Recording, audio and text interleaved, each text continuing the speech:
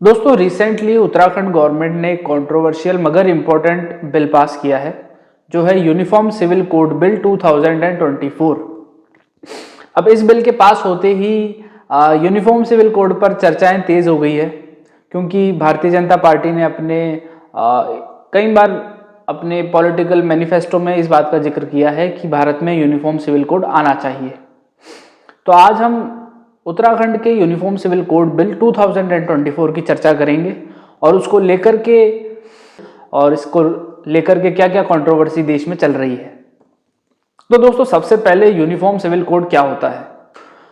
Uniform civil code यानी कि देश में marriage, divorce, live in relationship, inheritance सबके लिए, सभी धर्मों के लिए, सभी लोगों के लिए एक सिंपल कॉमन लॉ, यानी सभी धर्मों के लिए, सभी रिलीजियस प्रैक्टिसेस के लिए, सभी चाहे वो ट्राइबल्स हों, चाहे वो शेड्यूल्ड कास्ट हों, अपने अलग अलग रीति रिवाज फॉलो नहीं कर सकते, देश का एक ही कानून चलेगा सबके लिए। तो ये होता है यूनिफॉर्म सिविल कोड। दोस्तों यूनिफॉर्म सिविल कोड के बारे में हमें आइडिया मिलता है भारत के संविधान में ही। संविधान का आर्टिकल 44 कहता है कि भारत की सरकार को आने वाले समय में यूनिफॉर्म सिविल कोड लाना चाहिए। अब आर्टिकल 44 है डायरेक्टिव प्रिंसिपल्स के अंडर में, यानी कि नीति निर्देशक तत्व, यानी कि यह संविधान का वो भाग है जो इन्फोर्सिएबल नहीं है, और इसमें संविधान बनाते वक्त संविधान सभा ने डायरेक्टिव प्रिंसिपल यानी कि नीति निर्देशक तत्व को आने वाली सरकारों के द्वारा लागू करने के लिए छोड़ा था। ऐसा माना जाता है कि संविधान सभा ने सोचा था कि उस समय हम इस काबिल नहीं हैं कि इस तरीके के कानूनों को हम इम्प्लीमेंट कर पाए, और इसीलिए उन्होंने सोचा था कि आने वाले 10, 20, 50 सालों में जब देश विकसित हो जाएगा, लोगों के माइंडसेट विकसित हो जाएंगे, तब हम यूनिफॉर्म सिविल कोड को इम्प्लीमेंट करेंगे। तो उन्होंने आने वाली सरकारों को एक ऐसा निर्देश दिया कि आप आने वाले समय में यूनिफॉर्म सिविल कोड को इम्प्लीमेंट कीजिए। पर सवाल ये उठता है कि क्या आज हम यूनिफॉर्म सिविल कोड को इम्प्लीमेंट करने के लिए तैयार हैं? और आज हम पर्टिकुलरली बात करने वाले हैं उत्तराखंड में लागू हुए यूनिफॉर्म सिविल कोड के बारे में। तो सबसे पहली चीज एप्लीकेबिलिटी। उत्तराखंड में जो यूनिफॉर्म सिविल कोड लागू हुआ है, क्या ये सभी के लिए एप्लीकेबल है? तो इसका आंसर है जी हाँ, ये सभी के लिए एप्लीकेबल है, एक्सेप्ट वहां पर रहने वाले ट्राइबल्स के लिए, जो कि वहां की पॉपुलेशन का लगभग 3% है। उन लोगों को छोड़ करके उत्तराखंड में जितने भी रेजिडेंट्स हैं, उत्तराखंड में रहने वाले जितने भी लोग हैं, उन सभी के ऊपर यूनिफॉर्म सिविल कोड लागू होगा।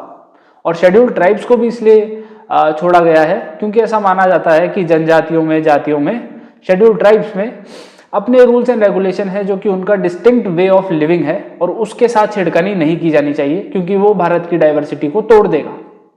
और खास करके हमारे शेड्यूल्ड ट्राइब्स का प्रोटेक्शन जो हम करना चाहते हैं, शेड्यूल्ड ट्राइब्स अपने आप में बहुत ज़्यादा प्रोटेक्टेड है, इसलिए शेड्यूल्ड ट्राइब्स के ऊपर इस यूनिफॉर्म सिविल कोड का इम्प्लीमेंटेशन नहीं होगा। तो रिमेनिंग 97% जो पॉपुलेशन है उत्तराखंड की, उसके ऊपर ये लागू होगा। दूसरी सबसे इंपॉर्टेंट चीज जो यूनिफॉर्म सिविल कोड कहता है वो है लिव इन रिलेशनशिप के बारे में। अकॉर्डिंग टू दिस रूल, जितने भी कपल्स जो लिव इन रिलेशनशिप में रह रहे हैं, उत्तराखंड में जो रह रहे हैं, उन्हें अपनी लिव इन रिलेशनशिप को एक रजिस्ट्रार से रजिस्टर करवाना पड़ेगा, और अगर नहीं करवाते हैं तो इसके लिए अपने आप में अलग पनिशमेंट है, पेनल्टीज है। अगर आपकी लिव इन रिलेशनशिप टूट भी जाती है तो इस बात की इंफॉर्मेशन भी आपको रजिस्ट्रार को देनी पड़ेगी। आगे ये रूल एक और बात कहता है कि लिव इन रिलेशनशिप में पैदा हुए बच्चे सामान्य बच्चों की तरह, जितने भी सामान्य बच्चों को अधिकार मिलते हैं इस देश में, वो सारे अधिकार उस लिव इन रिलेशनशिप में पैदा हुए बच्चों को भी मिलेंगे। एक खास बात जो ये लॉ कहता है वो ये कहता है कि मेल पार्टनर अपनी फीमेल पार्टनर को छोड़ दे तो फीमेल पार्टनर अपने मेल पार्टनर से मॉनिटरी क्लेम्स भी कर सकती है। तीसरी इंपॉर्टेंट बात वो है बहुविवाह, यानी कि बायगैमी या पॉलीगैमी। तो यूनिफॉर्म सिविल कोड बायगैमी, पॉलीगैमी और किसी भी तरह के बहुविवाह को पूरी तरह बंद कर देता है। अब वो चाहे किसी भी रिलीजन में की प्रैक्टिस हो या नहीं हो, पॉलीगैमी, बायगैमी, बहुविवाह हर तरीके से प्रतिबंधित है। चौथी इंपॉर्टेंट बात जो यूनिफॉर्म सिविल कोड कहता है कि उत्तराखंड में या उत्तराखंड का रेजिडेंट पूरे देश में कहीं पर भी शादी करता है तो उसे 60 दिन के अंदर अपनी शादी को उत्तराखंड में रजिस्टर करवाना पड़ेगा। पांचवी इंपॉर्टेंट चीज, तो अकॉर्डिंग टू दिस लॉ कोई भी डिवोर्स बिना कोर्ट के ऑर्डर्स के नहीं हो सकता। तो इस कानून के अनुसार कोई भी डिवोर्स या तलाक बिना कोर्ट के ऑर्डर्स के नहीं हो सकता, और अगर ऐसा किया जाता है तो 3 साल की सजा का भी प्रावधान है। डायरेक्टली तो नहीं, पर इनडायरेक्टली ये कुछ उन लोगों पर अटैक करता है, कुछ ऐसे काजी वगैरह पर अटैक करता है जो ट्रिपल तलाक आदि को प्रमोट करते हैं। सबसे कंट्रोवर्शियल मुद्दा जो है वो ये है कि मुस्लिम समाज के लिए इस लॉ में क्या क्या प्रोविजंस हैं। वैसे ये कानून किसी भी प्रैक्टिस का नाम तो नहीं लेता है, पर इनडायरेक्टली कानूनी टर्म्स में मुस्लिम समाज में प्रचलित जितनी भी प्रथाएं हैं, जैसे निकाह हलाला, तलाक बिद्दत, इद्दत, ये सारी प्रैक्टिसेस को ये क्रिमिनलाइज्ड करता है, यानी कि ये सारी प्रैक्टिसेस कानूनी रूप में अपने आप में एक क्राइम है। एग्जाम्पल के तौर पे आप अपनी स्क्रीन पे ये एक पर्टिकुलर सेक्शन देखें। अब हम बात करते हैं एक्सपर्ट के ओपिनियन की।